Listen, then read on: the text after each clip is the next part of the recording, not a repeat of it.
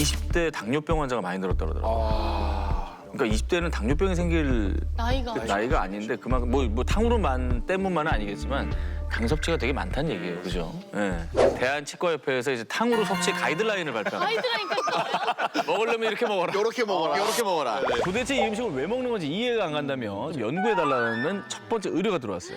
중국식 음식 이 탕후루인데요.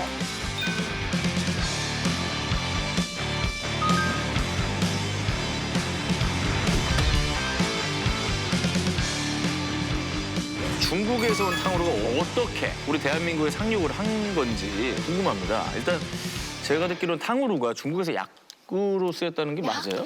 네, 그 여러 가지 설이 있어요. 여러 가지 설이 있는데 뭐 그중에서 하나는 송나라에서는 예로부터 산사 나무 열매를 약재로 썼습니다. 그래서 당시 12세기 말에 송나라의 황제가 후궁, 황깁이라고 하는 분이 있는데 이분이 막 시름시름 앓는 거죠. 그래서 어떤 한 의원이 나타나가지고 산사나무 열매를 설탕에 졸여서 한번 먹여보세요. 그래서 먹였더니 나았다. 그래서 이것이 널리 퍼졌다라고 하는 설이 있습니다. 그다음에 이 탕자가 설탕할 때 탕이거든요. 당 또는 탕으로 되는데 후루가 그 호리병 할 때 그래서 그 모양을 따서 호리병 모양의 과자 이런 의미입니다. 아 근데 이게 제가 중국에서 먹어봤거든요. 원조 탕후루 먹어본 거예요. 근데 너무 맛이 없는 거야. 뭐 이랬어요 진짜.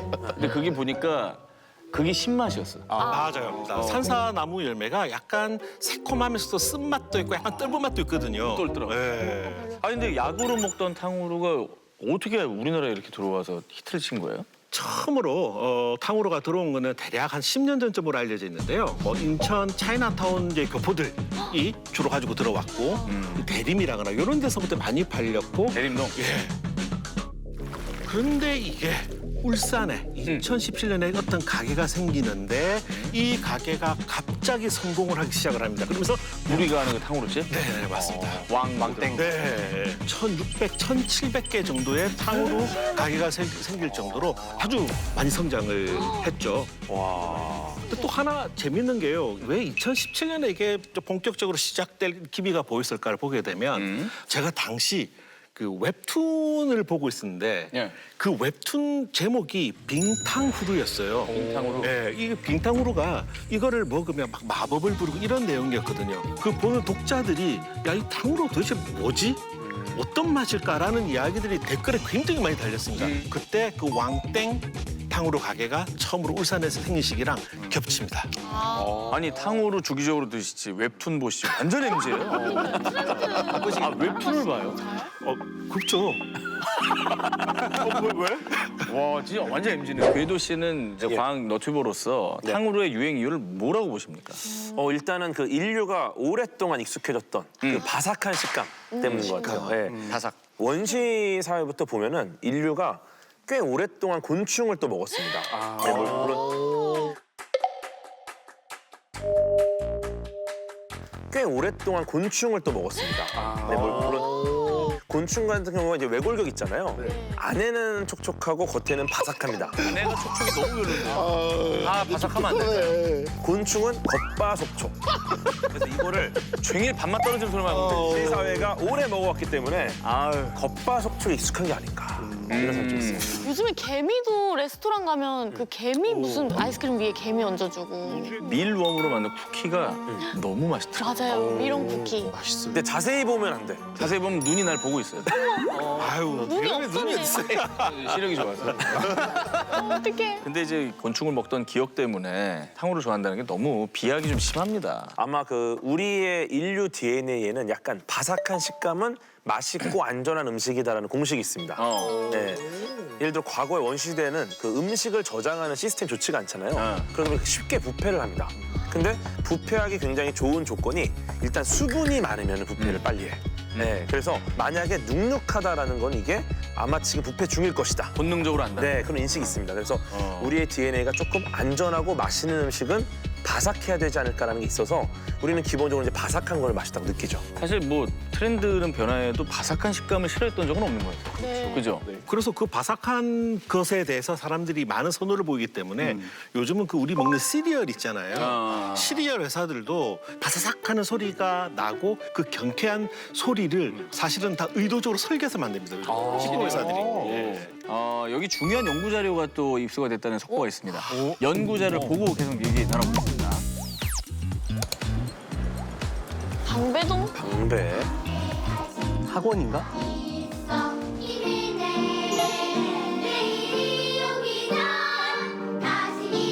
안녕하세요. 저희는 어린이 합창단이고요. 26개 초등학교 친구들이 연습하고 있는 합창단입니다. 26개의 너무 귀엽다. 초등학생들. 얘들아, 우리 간식 뭐 먹을래? 시킨 거 아니야? 너무 짠 거 같은데? 에이, 정말? 저렇게까지 얘기한다고? 내 앞에 탕후루 10개. 탕후루 발성 연습을 한다고요? 친구야. 오, 얘들아 탕후루 왔다. 저렇게 비명을 지르 거의 뭐 수령님 하는 것처럼 탕후루를 해요.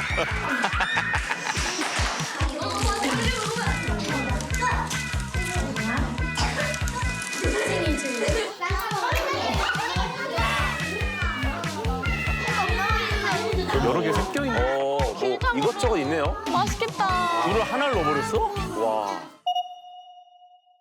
당국과 과일의 상큼함이 잘 어울려요. 상큼하고 맛있어요. 그 설탕의 단맛을 과일이 어느 정도 잡아주니까 더 맛있는 것 같아요. 어머 미식가다 미식가. 저런 얘기를 한다고? 궤도보다 말 잘하는 것 같은데? 말 잘하네요, 진짜.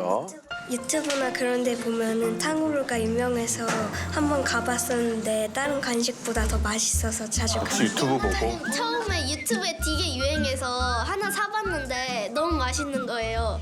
옛날에는 문방구랑 놀이터랑 그런 데를 갔는데 고학년 때부터는 강남역에서 탕후루나 마라탕 먹으러 가는 것 같아요. 마라탕을 초등학생들 많이 먹는구나. 마라탕으로. 어머! 그 정도면 종교지. 그러니까 그 바사삭한 게 너무 좋아요. 그 소리 때문에 풀리는 것 같아요. 스트레스가? 네. 바삭하니까 소리랑 이제 씹는 느낌이 스트레스가 풀리고 속은 엄청 시원하면서 과즙이 쫙 퍼지는 것까지. 학업 스트레스가 많았구나. 와, 진짜 대박이다. 어른들 인터뷰하는 거야. 확실히 그냥 뭐 단적으로 단맛 때문에 좋아하는 것 같아요. 그죠? 그렇죠. 단맛이야말로 스트레스 지표를 보여주는 대표적인 미각이라고 생각을 하거든요. 우리가 좀 뭐가 힘든 일 있을 때나 당 땡긴다 이런 얘기 많이 하잖아요. 그런 것처럼 아까 여기 나온 친구들도 자기 지금 스트레스 받을 때 탕후루 먹는다고 얘기한 것처럼 제가 사는 동네에서도 요즘 보면은 방과 후에 애들이 학원 갔다 와서 이제 탕후루 들고 가는 거 너무 흔히 볼 수 있는데 이게 약간 저는 좀 마음 아픈 지표라고 생각을 해요. 아이들이 스트레스가 그만큼 많구나. 고당에 탕후루를 먹지 않고서는 버틸 수가 없구나라는 생각이 들어서 마음이 좀 아팠습니다. 아이들조차 스트레스 너무 많다는 거죠. 네, 사실 뭐 기억을 좀 되살려보면 저는 1970년대, 80년대 초등학교를 다녔거든요. 그때 국민학교였는데 소학교 아니었나요, 그게? 그때도 보면 다 그 달콤한 것들을 나름 다 팔았고요. 우리 세도 그게 무엇이든 형태만 달랐을 뿐 몰래 먹으면서 지냈던 게 지금은 그게 이제 탕후루로 나타난 거라고 봐야 되지 않을까요? 교수님께서 말씀하신 대로 저희가 문방구가 많이 없어지면서 학생들이 원활하게 단맛을 푼 창구 자체가 없어졌다고 볼 수 있고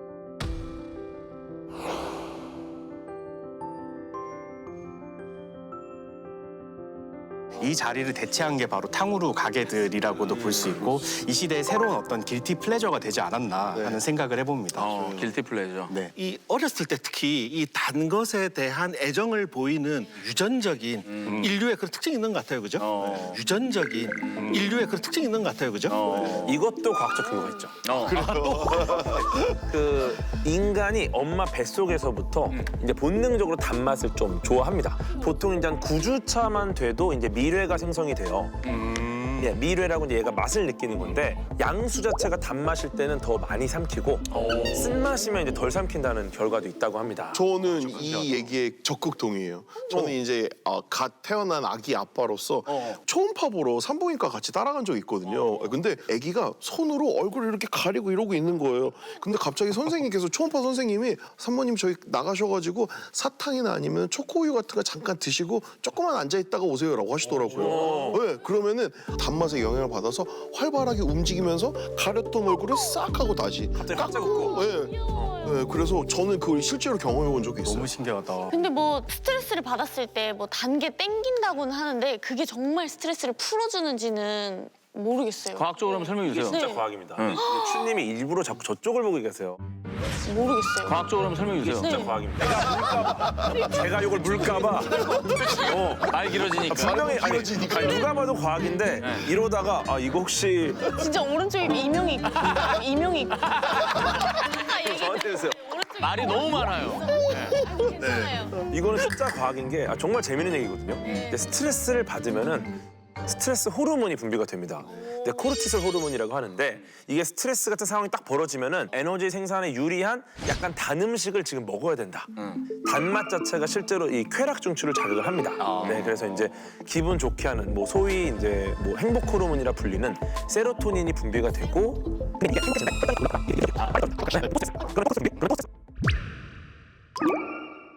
계속 제 먹으면서도 국민적으로 좀 걱정하는 여론이 많아져가지고 탕후루가 2013년 10월에 국정감사에까지 소환이 됩니다. 국회가 국정감사 증인으로 탕후루 업체 임원을 불렀습니다. 고와 당뇨를 우리 학부모들이 많이 걱정하고 있어요. 당 함유량에 대해서 되게 민감한 사람 중에 한 사람입니다. 지금도 끊임없이 개발 중에 있습니다. 노력해 주시기 바랍니다. 좋은 모습만 보여드리도록 하겠습니다. 국감 소환부터 이제 현재까지도 탕후루에 대한 논쟁은 뜨거운 상황입니다. 국민들의 건강을 위해서 뭐 한 번쯤은 우리가 짚고 나갈 수 있는 문제라는 생각을 합니다. 근데 이렇게까지 심하게 막 규제할 부분인가에 대한 것은 약간의 퀘스천 마크가 있는데요.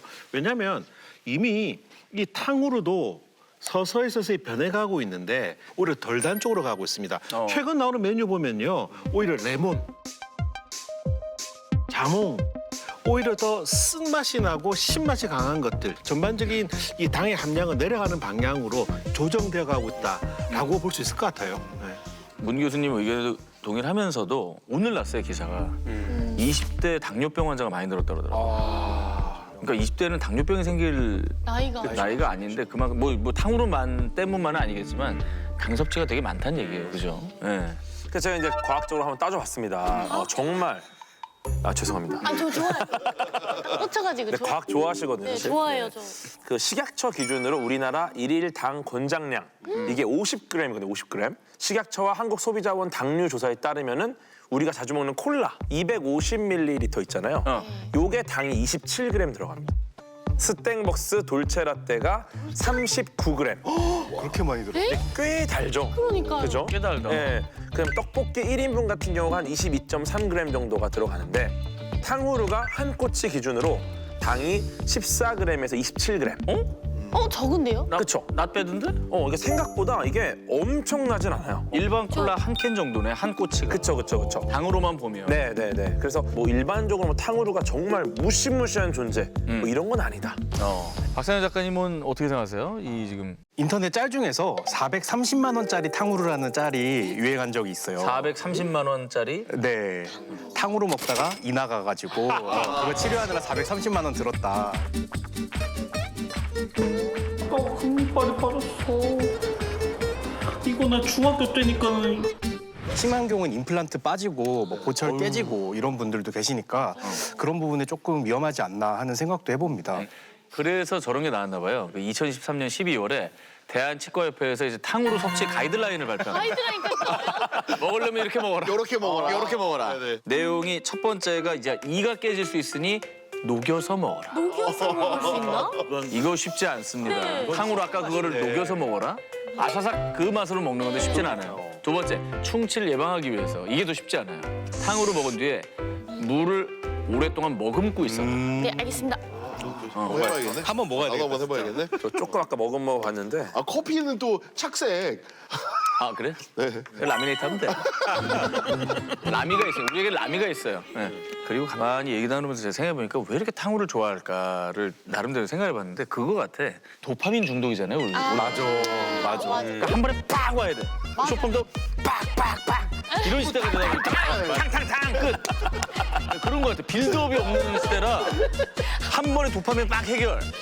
더 큰 거, 더 센 걸 막 찾으니까 도파민 중독이 좀 빚은 촌극이 아닐까. 그렇겠네요. 개인적으로 이렇게 생각을 해봅니다.